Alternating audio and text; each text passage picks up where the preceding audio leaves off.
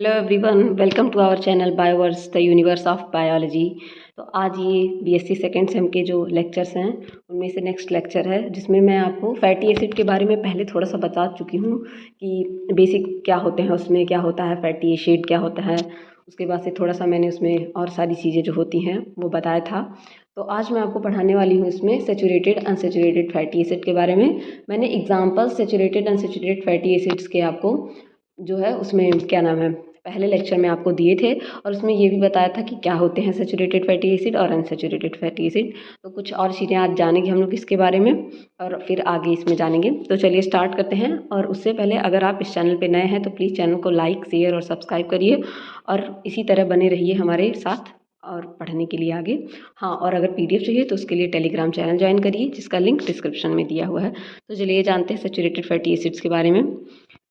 Saturated fatty acids no double bond in the chain. जो saturated fatty acid होते हैं और अनसैचुरेटेड फैटी एसिड होते हैं उनको बेसिकली आप ऐसे डिवाइड कर सकते हैं, ऐसे ये जान सकते हैं कि जो सैचुरेटेड फैटी एसिड होते हैं वो सिंगल बॉन्ड से मिलकर बने होते हैं, जबकि जो अनसैचुरेटेड फैटी एसिड होते हैं उनमें डबल बॉन्ड्स पाए जाते हैं। ठीक है, तो इस बेसिस पे आप डिफरेंशिएशन कर सकते हैं कि सैचुरेटेड अनसैचुरेटेड फैटी एसिड्स क्या होते हैं।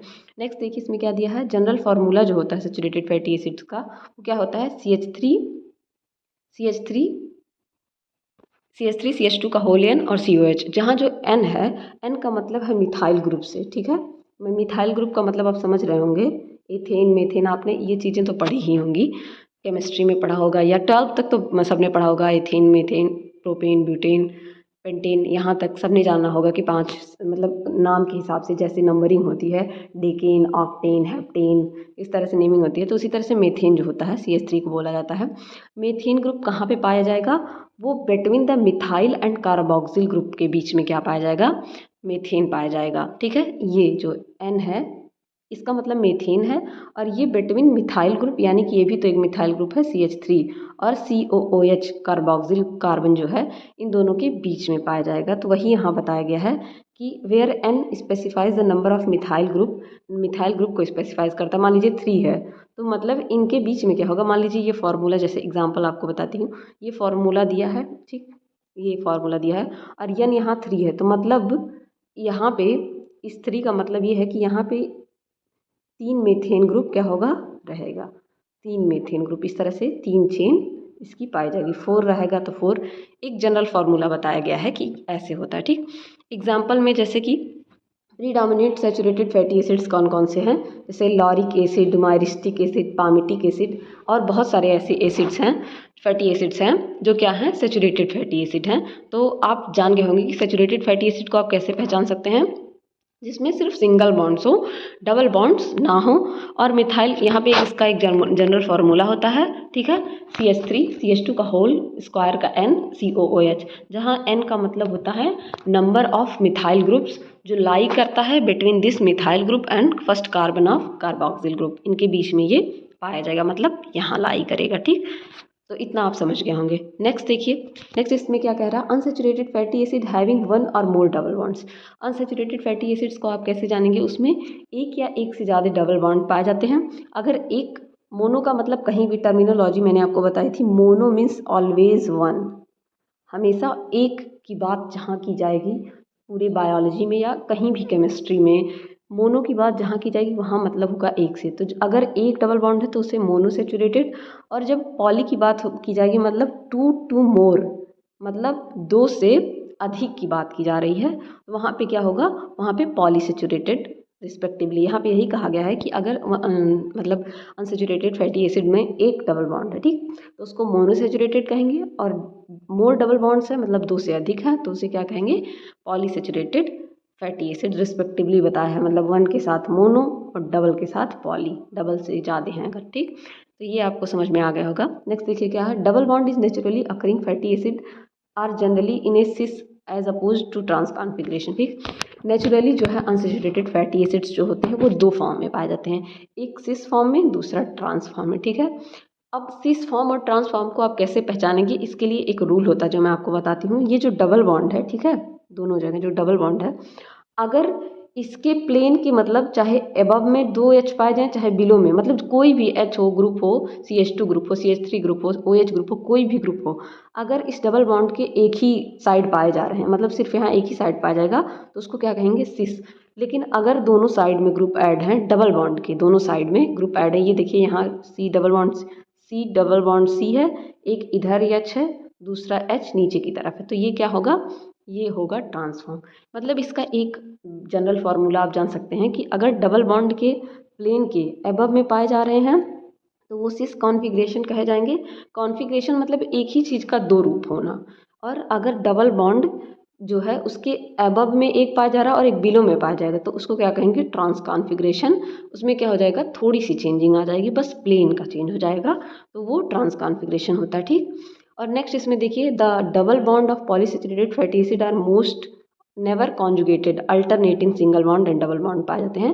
मतलब इसमें ये कह रहा है कि डबल बॉन्ड जो पॉलीसैचुरेटेड फैटी एसिड होते हैं वो कॉन्जुगेटेड नहीं होते हैं, बहुत ज़्यादा अल्टरनेटिंग में पाए जाते हैं, सिंगल बॉन्ड फिर डबल बॉन्ड फिर सिंगल बॉन्ड, फिर ऐसा नहीं है कि डबल डबल बॉन्ड एक साथ पाया जाए, सिंगल बॉन्ड के बाद फिर डबल बॉन्ड, फिर डबल बॉन्ड के बाद सिंगल बॉन्ड, इस तरह से अल्टरनेट में पाए जाते हैं, मतलब ज़्यादा कॉन्जुगेटेड मैनर में नहीं पाया जाता कि हमेशा डबल बॉन्ड ही आ रहा है। तो होप आपको ये चीज़ें, दो चीज़ें तो डिफरेंस में यहाँ पे समझ में आ गया होगा कि what is saturated fatty acid and what is unsaturated fatty acid. No double bond, okay, single bond, यहाँ पे डबल बॉन्ड प्रेजेंट रहेंगे, और ये दो फॉर्म्स में पाए जाते हैं, एक सिस फॉर्म में, दूसरा ट्रांस फॉर्म में। इसी तरह सैचुरेटेड फैटी एसिड के कुछ एग्जांपल जैसे lauric acid, myristic acid, palmitic acid, ये सारे क्या हैं, इसके एग्जांपल हैं। नेक्स्ट हम लोग देखते हैं इसमें, जो आपको इससे क्वेश्चन पूछता है कभी कभी, सिस्टमिक नेमिंग जो है कैसे की जाती है, कैसे आप जानेंगे इनकी नेमिंग के बारे में। तो देखिए, the systemic name includes the number of carbon के नंबर कितने हैं ये चीज़ें इंक्लूड किया जाता है, नंबर ऑफ डबल बॉन्ड कितने हैं ये चीज़ें, और ये अनसैचुरेटेड फैटी एसिड्स की बात हो रही है, and the position of double bond, और पोजीशन क्या है डबल बॉन्ड की उसके लिए। मान लीजिए एक एग्जांपल लिया है स्टीयरिक एसिड का, ओके, ठीक है, यहाँ पे एक एग्जांपल लिया गया है स्टीयरिक एसिड का, उसमें क्या है, अनसैचुरेटेड फैटी एसिड है वो, ठीक है। यहाँ पे स्टीयरिक एसिड मैं ऐसे लिख देती हूँ शॉर्ट फॉर्म में, अनसैचुरेटेड फैटी एसिड है, उसमें कार्बन के नंबर कितने हैं, C18 है, कार्बन का नंबर 18 है, हमेशा ऐसे ही लिखा जाता है, आपको पता होगा नंबर्स को। And has the systematic name octadecanoic acid, और उसका सिस्टमेटिक नेम क्या है, ऑक्टाडेकानोइक एसिड।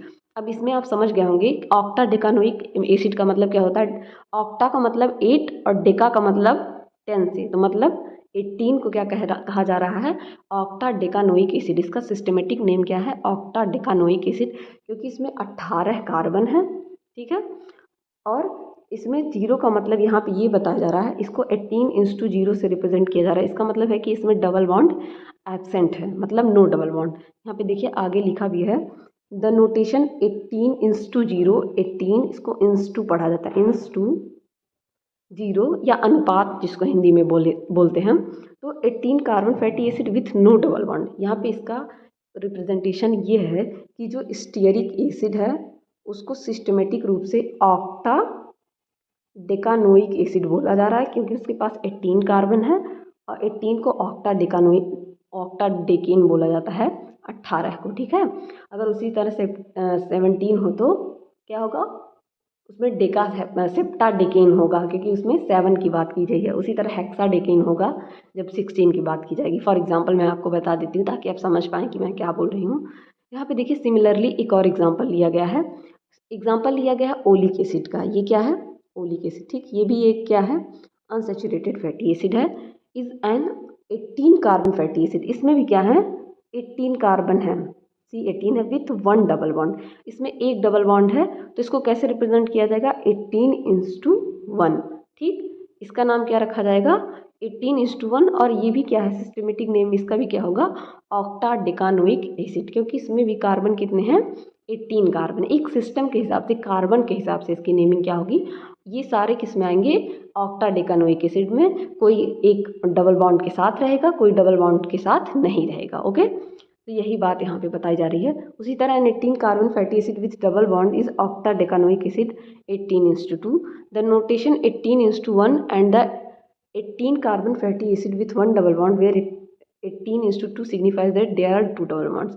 यहाँ पे बेसिकली 18 नंबर ऑफ कार्बन बता रहा है, number of carbon is equal to 18 और उसके बाद इंस टू के बाद जो 2 लग रहा है ये क्या है, नंबर ऑफ डबल बॉन्ड्स। ठीक, यहाँ पे नंबर ऑफ डबल बॉन्ड्स की बात बताई गई है। तो ये एक सिस्टमेटिक नेमिंग होती है नंबर ऑफ कार्बन के हिसाब से और नंबर ऑफ डबल बॉन्ड के हिसाब से, और पोजीशन क्या है डबल बॉन्ड का उसके हिसाब से। तो आप ये चीज़ समझ रहे होंगे, क्योंकि मान लीजिए अभी बीच बीच में यूज़ आएगा ऑक्टाडेकानोइक एसिड, तो आप समझ नहीं पाएंगे जब और सारे ट्राइग्लिसराइड पढ़ेंगे, आप ट्राइग्लिसराइड के बारे में पढ़ेंगे आप। ठीक है, ट्राइग्लिसराइड उसके बाद से वैक्स के बारे में पढ़ेंगे आप, इस फॉस्फोलिपिड्स के बारे में आप पढ़ेंगे, इसमें फॉस्फोलिपिड्स पढ़ेंगे आप, ये सारी चीज़ें आएंगी। तो इसमें ये सारे नाम आ सकते हैं, टर्म आ सकते हैं। तो आपको ये समझना जरूरी होगा कि ये सिस्टमेटिक इसकी नेमिंग है, की गई है। ओके, ठीक है। नेमिंग देखिए, उस दिन मैंने आपको ओमेगा का जिक्र किया था। ठीक है, ओमेगा नाम आपने फैटी एसिड चेन में देखा था, तो वो क्या होता है तो यहाँ आप जानेंगे। देखिए, they are two system designating the position of double bond in unsaturated fatty acid. ठीक, अब वहाँ पे नंबर ऑफ कार्बन एटम और नंबर ऑफ डबल बॉन्ड तो आपने देख लिया, लेकिन पोजीशन के हिसाब से, ठीक है, उसका डबल बॉन्ड का वो किस हिसाब से, 2 रेफरेंस पे लिया जाता है। एक इन कार्बोक्सिल रेफरेंस COOH के रेफरेंस में, और दूसरा ओमेगा कहाँ प्रेजेंट है उसके रेफरेंस में। इन 2 रेफरेंस में जो है नंबर ऑफ डबल बॉन्ड क्या है, कितनी है, ये देखा जाता है। आगे देखिए इसमें क्या बोला है, fatty acid carbon atoms are numbered starting from carboxyl terminals.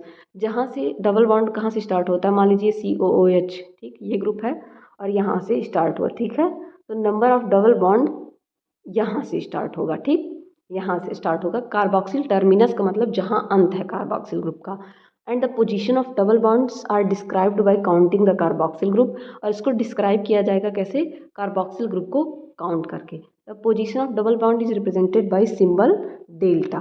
इस सिंबल से क्या करेंगे, नंबर ऑफ डबल बॉन्ड को क्या करेंगे, रिप्रेजेंट करेंगे बाय सबस्क्रिप्ट नंबर। ठीक, उसमें नंबर लगा के, सबस्क्रिप्ट नंबर का होता है कि उसके बाद वाला जो नंबर आएगा उसके बीच में आएगा। जैसे 9 है, सबस्क्रिप्ट मान लीजिए डेल्टा 9 है, तो 9 और 10 के बीच में आएगा ये। ओके, तो सबस्क्रिप्ट उसके बाद का एक नंबर लगाया जाएगा, इससे पता चलेगा कि 9 और 10 के बीच में ये नंबर आएगा। यहाँ पे ये बताया जा रहा है। तो the position of double bond is represented by symbol, ये तो मैंने आपको बताया। For example, cis delta 9 means that there is a cis double bond between carbon atom 9 and 10, and trans delta is 2 मतलब there means trans double bond between carbon atom 2 and 3। ठीक, मान लीजिए यहाँ पे कार्बोक्सिल टर्मिनस एक है, अगर आपको लिखा है यहाँ पे नाम cis delta 9, दैट मीन्स कि वो कार्बन सिस फॉर्म में है। मतलब चलिए इसी एग्जाम्पल को ले लेते हैं, ऐसे जो एग्जाम्पल था C डबल बॉन्ड C, ऊपर H और ऊपर H, इस सिस फॉर्म में होगा।